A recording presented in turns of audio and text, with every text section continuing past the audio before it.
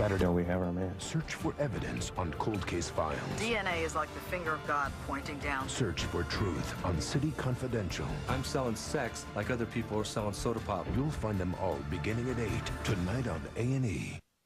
Family of pop. There were a lot of families out there that said, wow, this is great. We could do this. But they hardly played a note. Partridge Family was the original Milli Vanilli. Their music tuned in a generation. I had young women taking a bus from Iowa and coming and sitting on my lawn and asking if they could be part of the Partridge Family. From their wild ride to the top. We had no idea that we could no longer drive down Hollywood Boulevard in a psychedelic bus with our names painted on. We caused a riot. To the moment the bubblegum finally lost its flavor. I wanted it to be over. I couldn't live like that any longer. I think I love you, so what am I so afraid of? And their reincarnation 30 years later. We're about to start the audition process. Let's open up those doors. People would love to see a whole new Partridge Family emerge on VH1.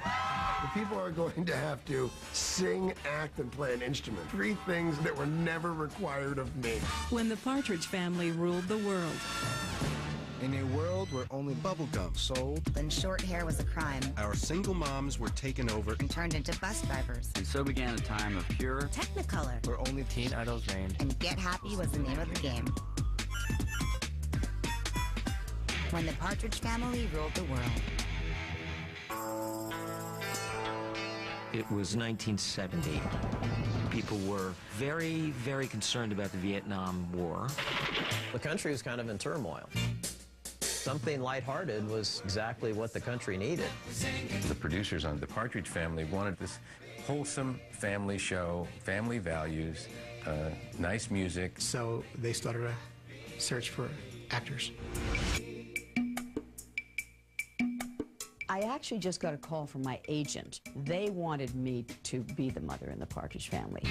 Shirley was cast immediately in the part, which for the time was a coup to get an Academy Award-winning actress to agree to do television. They said, if you do a television series, your movie career is over. You'll be known as Mrs. Partridge the rest of your life, which of course is what happened. David Cassidy played the role of Keith Partridge, the oldest child in the Partridge Family. David went down to try out and got the part, not even knowing that his stepmother, Shirley Jones, was going to be a part of the show. I remember walking onto the soundstage on the day we had to do our screen test, and standing by this telephone on the stage. Hello. Was Shirley Jones. Shirley was married to David's father, Jack Cassidy. When I walked on the set and met David, he said, what are you doing here? I said, I'm your mother.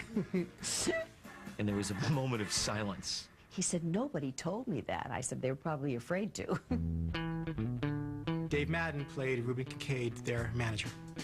He was a nervous, haphazard type of guy. Now, wait a minute. Hold it, everybody. Let's not panic. Let me think. If I'd have had a manager like that, I'd have never got on the Partridge Family myself. Susan Day came on the show to play Laurie Partridge. She was a teen model. I thought she was pretty. Then you had Danny Bonaducci, of course, playing Danny. I was this wisecracking schemer, wise beyond my years. Dave Madden came up to me and he said, you know why we got these jobs, don't you, Danny? Well, look at Shirley and David and Susan Day. They're really pretty. They needed a little ugly to offset it. And that's why you and I got the job. And then you had Chris and Tracy, who were, you know, just the little kids that basically kind of filled out the bottom age of the generational gap. Nice little backdrop for the full family. Chris was played by Jeremy Gilboax. Suzanne Crowe played Tracy Partridge. I don't want to make any accusations about Shirley Partridge, but she must have got around because there's kids that don't look anything like each other. Maybe Laurie and Keith, but that's it. The story of the pilot was this young widow whose husband has just died, and she has these 5 children to support. Shirley's a single mom. Mr. Partridge is dead. Never explained why. She's a very independent lady. She's a working mom. At the time, there weren't a lot of single moms on TV. She worked in a bank. She was trying to make ends meet. The kids wanted to make some extra money, so they got this idea that, hey, let's form a band. So they go into the garage and They're working on some songs, and they call Mom in. And then they all say, hey, Mom, why don't you join the band? And then we'll go out and we'll play gigs, as they call it. After she says no like 3 times, she says okay. Okay, I'm ready. And then sings some of the most difficult harmonies she will ever sing in the whole course of the Partridge Family. Then it becomes my mission to track down Dave Madden, get representation. So then it was just a matter of convincing me. The bathroom scene in the pilot was the comedic high point. You stay out here. I'm trying to get him to listen to our record. And he goes into the men's room, and he shuts the stall. Mr. Kincaid? What is it? Danny takes our song and pushes it underneath the stall. And he pops up and looks at me like I'm insane. I don't believe it. Just don't believe it. It was just the funniest thing I ever saw. Here's this little red-headed kid. He was so funny. And, of course, Dave's reactions were just great. I remember thinking, now we really have a comedy team. Well, what do you think, Mr. Darrell? I'm sorry, Mr. Kincaid, but naturally, I have to look over the fine print. Next thing you know, this normal family is now on the road. The bus is the quintessential party bus. When you think of Partridge Family, you think of that bus. It just stands out. It looked really cool and groovy and stuff, but it wasn't. It was a piece of junk. It barely functioned, and it was filthy inside. The bus had no power steering whatsoever. I mean, none. You had to, when you turned the wheel, you had to really struggle to go around a corner. The bus was a very interesting thing for me. First of all, I had to learn to drive it. If it was going to be a long drive for me, there was usually, believe it or not, a Teamster laying on the floor of the bus, you know, where you couldn't see him. Somebody would be there, just in case something happened. When Shirley was driving, I'd go out and take out more insurance on myself. 1, 2, 3, 4.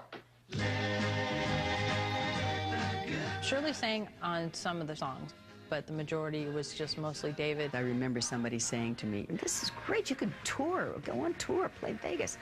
And I said, you don't seem to understand. There is no Partridge Family. Partridge Family was the original Milli Vanilli. there was no kind of fake, and we didn't even try. If you look at the 2 younger kids, I mean, they were just way too young to be playing drum sets and tambourines on beats. They had all the natural rhythm of whooping cranes. They had no musical talent. Suzanne Crowe, bless her heart, I never met anybody, child or not, that did not possess the physical dexterity to play the triangle. I mean, it's a geometric shape that you hit with a stick. My inability to play the triangle probably coincides with his inability to play the bass. First time Danny picked up his bass, first of all, it dwarfed him. You know, it's big bass, and he's like strumming it. David told me, hey man, you don't strum the bass, you pluck it. Okay. The bass, pluck the bass, do, do, do. So it was a harrowing experience for me every week. David didn't sing in the pilot because nobody even thought about it. And then we had this discovery. David thought it was sort of ridiculous that he's going to be lip-syncing to someone else's voice when he himself was a singer. So the producers called the record producer and said, we're going to send David down and check him out and see if he can sing. I had to audition for him, so I brought my guitar in and I played some gritty, cool thing that he looked at me and cocked his head and went, yeah, well, you can sing. They realized immediately what they had in David. They said, wow, this guy's great. I mean, this guy can do anything. I Think I Love You was the first single. In fact, the first song I ever recorded. I think I love you. So what am I so afraid of? Afraid that... Wait. How does it go? I'm afraid that I'm not sure of. A love there is no cure for. Dun, dun, dun, dun, dun, dun, dun. I think I love you. Well, I Think I Love You was released before the show even premiered. It was so catchy and so wonderful, and the words were so good, you know, that everybody said, wow. When I Think I Love You was becoming a hit, my record company had me do what is now called an in-store appearance. And we did it at this mall. And I'm an actor. And yes, I'm a musician, but I haven't had a hit record, and I don't know what that's like. So we rode up the escalator, and there were 2,000 kids there. And the scream, the shriek, was so startling. It was instantaneous as soon as they saw me. And the guys I was with were like, oh my God. Coming up, Partridge Mania. There were lots and lots of women and lots of chaos going on. And later, About to start the audition process. a new dose of reality. Here we are 30 years later. It comes back to haunt you. I don't know how anybody could be so dumb. Next on When the Partridge Family Ruled the World.